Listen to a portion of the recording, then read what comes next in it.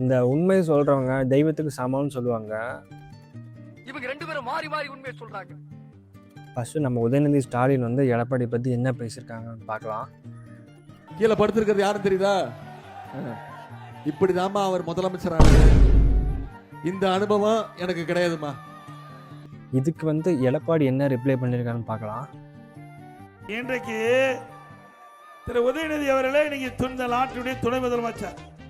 ஆனா 2 மணிக்கு அவர் என்ன பண்றாரு? ஒரு இன்ஸ்டாகிராம்ல ரீபோஸ்ட் பண்றாரு. யாருடைய கவலை தேடி நீங்க இன்ஸ்டாகிராம்ல ரீபோஸ்ட் போடுறீங்க. மறுபடியும் இதுக்கு வந்து உதயநிதி என்ன ரிப்ளை பண்ணியிருக்காங்கன்னு பாருங்க. ஜெயலலிதா அம்மா இருந்த வரைக்கும் அந்த அம்மா காலு, அந்த அம்மா இறந்த உடனே சசிகலா அம்மா காலு, சசிகலா அம்ா ஜெயிலுக்கு போனோடனே டிடிவி தினகரன் காலு, டிடிவி தினகரன் வெளில வந்தோடனே அண்ணன் ஓபிஎஸ் காலு. இப்போ ஓபிஎஸ் அவர்கள் நம்ம டீமுக்கு வந்துட்டாரு.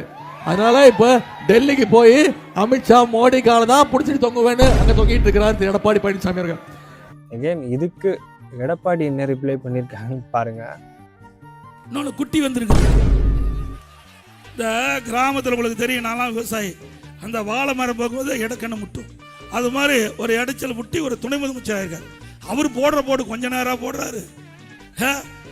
அவரு பாவம் வேண்டாம், ஏற்கனவே பால்டாயில் கொடுத்து அவரு கஷ்டப்பட்டு இருக்காரு. அந்த பால்டாயில் குடிக்கிறவங்க எல்லாம் பஞ்சு டைலாக் பேசுறாங்க. என்ன பண்றது, தலைவிதி. ரைட் ஆள